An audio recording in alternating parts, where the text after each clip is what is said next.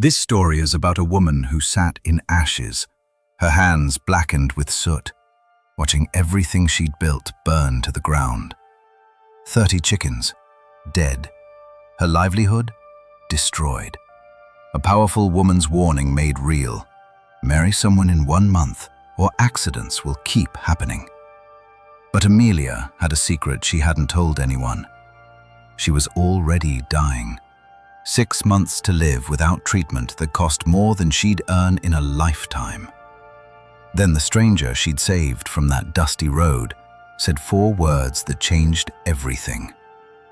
"I'll marry you." What she didn't know? He wasn't just any stranger.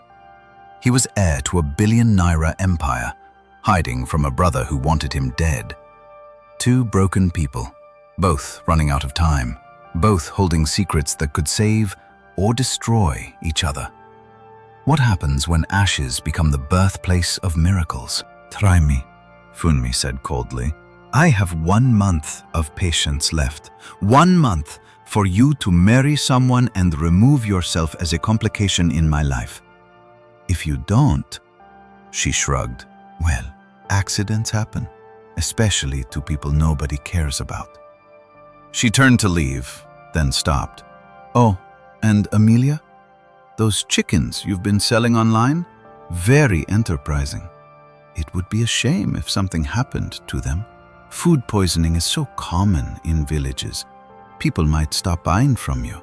You might lose everything you've worked for." Funmi walked back to a car Amelia hadn't noticed, a smaller Mercedes, equally expensive. She drove away without looking back. The silence that followed was deafening. Elder Anthony stepped forward, his face grave. "Amelia, this is serious. That woman has the power to hurt everyone here. Maybe you should..." "Should what?" Amelia's voice cracked. "Marry a stranger in 1 month because some rich woman demands it? Let her threaten my girls and just accept it." "I'll marry you," Nathan said suddenly. Everyone turned to stare at him. "What?" Amelia whispered. Nathan stepped in front of her, taking both her hands in his. His eyes were intense, honest. "I'll marry you, Amelia. Not because that woman threatened you, not because you need protection, but because..." He paused, his voice dropping. "Because these 2 weeks with you have been the happiest I've had in years. Because you're brave and kind, and you saved my life when you had every reason not to. Because when I look at you, I see someone worth fighting for." Tears spilled down Amelia's cheeks. "Nathan, you don't understand. I can't. You don't know everything about me." "Tell me," he said gently. "Tell me everything." Amelia looked at her girls, at Ngozi's encouraging nod, at Chloe and Kemi holding hands, hope in their young eyes. She thought about the secret she'd been keeping, the sickness, the doctor's words echoing in her mind. "You need treatment, expensive treatment. Without it, you have maybe 6 months. 6 months to live. And this good man wanted to marry her." "I'm dying," Amelia whispered. "The sickness I had 8 years ago, it came back. I need treatment that costs 12 million naira, money I'll never have. I'll be dead before the year ends." Her voice broke. "So no, Nathan, I won't marry you. I won't let you tie yourself to a dying woman. You deserve better than that." Nathan's grip on her hands tightened. "What if I told you I have that money? What if I told you I can get you that treatment?" "How?" Amelia shook her head. "You lost everything in the robbery. You have nothing." "That's not exactly true," Nathan said. He looked around at the watching villagers, then back at Amelia. "My name is Nathan, and I'm not just anyone. I'm the grandson of Chief Eric, owner of the Huo Group, one of the largest business empires in Nigeria. The crowd gasped. Amelia stared at him, her mind refusing to process the words. What? I ran away from my family 2 months ago. My half-brother tried to kill me because he thought I'd take his inheritance. I was hiding, trying to figure out what to do when those robbers found me. Nathan's eyes never left hers. You saved me when I had nothing, when I was nobody. Now let me save you. Why didn't you tell me? Amelia's voice was barely audible.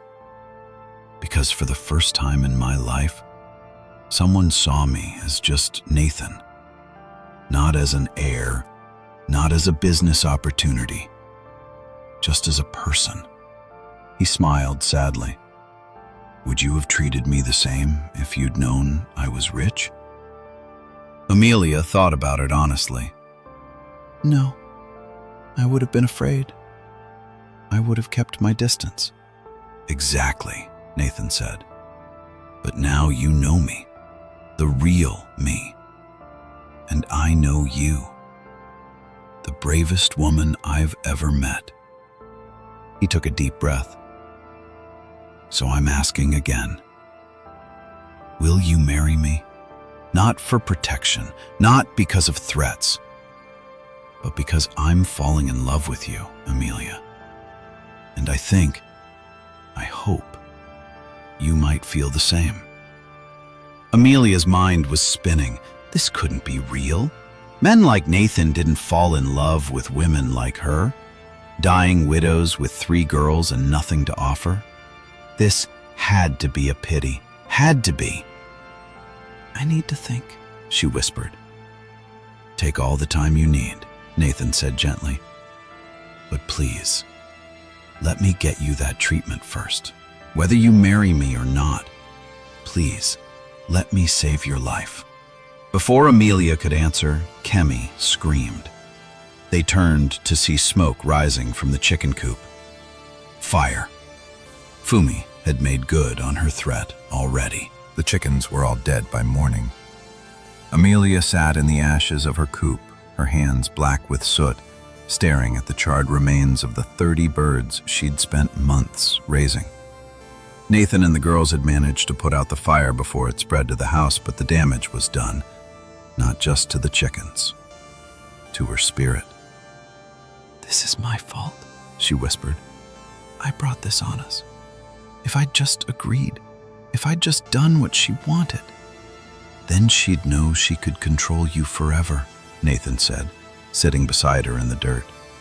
His expensive clothes were ruined, covered in ash and mud, but he didn't seem to care. Amelia, people like Fumi don't stop when you give in. They push harder, demand more.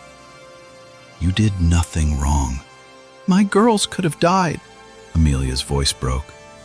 If that fire had spread. But it didn't.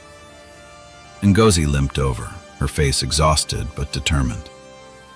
Amelia, you've protected us for 8 years. Let someone protect you for once. Chloe and Kemi nodded, their eyes red from smoke and tears. Mama, marry him, Chloe said softly. Not because that evil woman said to. Marry him because he's good. Because he looks at you the way Papa Thomas never did. Because you deserve to be happy. I'm dying, Amelia said, the words heavy as stones. I'll be a burden. A wife who costs millions to keep alive and then dies anyway. Nathan took her hand, gentle but firm. My grandfather is dying too. He has maybe 6 months left. Cancer.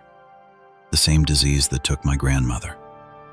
He paused, his voice thick with emotion. He called me yesterday. Found me somehow. He wants me to come home, to take over the business before he's gone. He said, Nathan's voice cracked. He said he's sorry for not protecting me from my brother.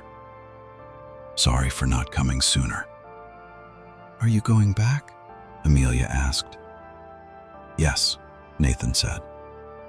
but not alone. Come with me, Amelia. Let me take you to Lagos, to real doctors. Let me give you the treatment you need." He turned to face her fully. "I'm not asking you to love me right now. I'm not even asking you to stay married if you don't want to. I'm just asking you to live. Please, choose life." Amelia looked at her girls, at this compound that had been her prison and her sanctuary for 8 years, at the ashes of everything she'd built. Then she looked at Nathan, at this man who'd appeared in her life like an answer to prayers she'd been too afraid to pray. "Okay," she whispered. "Okay, I'll marry you." The wedding happened 3 days later at the local government office. No ceremony, no celebration. Just Amelia in her best wrapper and Nathan in clothes borrowed from a neighbor. Ngozi, Chloe, and Kemi as witnesses. Elder Anthony came too, apologizing quietly for not standing up for her sooner. The magistrate pronounced them husband and wife, and Amelia felt nothing. No joy, no relief, just numbness and the knowledge that she'd agreed to this for survival, not love. Nathan seemed to sense it. On the drive to Lagos in a car his grandfather sent, he sat beside her in the back seat and said quietly, "I meant what I said. Take your time. Let your heart catch up when it's ready." Lagos was overwhelming. The noise, the traffic, the hospital with its gleaming floors and expensive machines, the doctors who examined her with efficient kindness, who confirmed what she already knew. Advanced poison damage to her organs. Treatable, but expensive. Very expensive. 12 million naira for the full treatment course, the lead doctor said. 6 months of intensive therapy. But your prognosis is good. With proper care, you should make a full recovery. Nathan paid without blinking. The treatment was brutal. Amelia spent weeks feeling worse before she felt better. But slowly, steadily, the sickness that had plagued her for years began to lift. The weight she'd carried, literal and metaphorical, started falling away. Her body was healing. But her heart was still locked tight, afraid to hope, afraid to trust. Until the day Nathan's grandfather came to visit. Chief Eric was nothing like Amelia expected. No arrogance, no judgment, just an old man with kind eyes and a gentle smile who sat beside her hospital bed and said, "My grandson tells me you saved his life." "He's saving mine," Amelia replied. "No," Chief Eric said firmly. "You saved each other. That's how the best marriages work." He paused. "I don't have much time left, maybe 3 months now, and I need to know that Nathan will be okay when I'm gone, that he'll have someone who sees him for who he really is, not for his money or his name." "I barely know him," Amelia admitted. "This marriage, it's not real. Not yet." "Make it real," Chief Eric said simply. "Give it a chance. That's all I ask." He pulled out an envelope. "This is the deed to a property in Port Harcourt, a house, for you and your girls. Whether you stay with Nathan or not, it's yours. You'll never be homeless again." Amelia stared at the envelope, unable to speak. "You showed my grandson kindness when he had nothing," Chief Eric continued. "You risked everything for him. That kind of heart is rare, precious." His eyes grew wet. "I'm giving him the business, the money, the responsibility. But you're giving him something more valuable. You're giving him a home, a family, love, if you'll let yourself." He left before Amelia could respond. That night, lying in her hospital bed, Amelia finally let herself cry. Not from pain, not from fear, but from the terrifying, wonderful possibility that maybe, just maybe, She deserved this. Deserved kindness. Deserved healing. Deserved love. Nathan appeared in her doorway, and for the first time, when she looked at him, she didn't see obligation or debt. She saw her husband. "Nathan," she said softly, "can we start over? Can we try to make this real?" His smile was brighter than the Lagos sun. "I thought you'd never ask." 6 months later, Amelia stood in front of a mirror and didn't recognize herself. The woman staring back was healthy, strong. Her skin glowed. The weight from the poison had melted away, revealing the person she'd been before 8 years of suffering had buried her. But more than her body had changed. Her eyes were different now. They held hope. "Mama, you look like a queen," Kemi breathed, adjusting the lace on Amelia's traditional wedding outfit. Deep purple and gold, the fabric is expensive and beautiful. Nothing like the simple wrapper she'd worn at the registry office. "Chief Eric wanted to see you married properly before..." Ngozi's voice trailed off. "Before he died." Nobody said it out loud, but they all knew. Chief Eric had held on longer than the doctors predicted, determined to see Nathan and Amelia truly united. The old man had 3 weeks left, maybe less. "Is he downstairs?" Amelia asked. "In the front row," Chloe said, tears already streaming down her face. "Smiling like he's won the lottery." Amelia's own eyes burned. Chief Eric had become the father she'd never had. In 6 months, he treated her not as Nathan's charity case, but as his granddaughter. He'd paid for her girl's university education. He'd given her a house. But more than that, he'd given her dignity. "Thank you," she'd told him last week, sitting beside his hospital bed. "For what?" he'd asked, his voice weak but warm.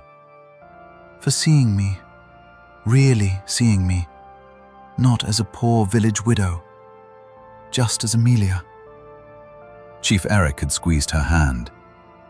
"You saved my grandson's life. You gave him a home when he had nothing. I'm the one who should be thanking you." Now, standing in the room they'd prepared for her in Nathan's family compound, Amelia heard music starting below.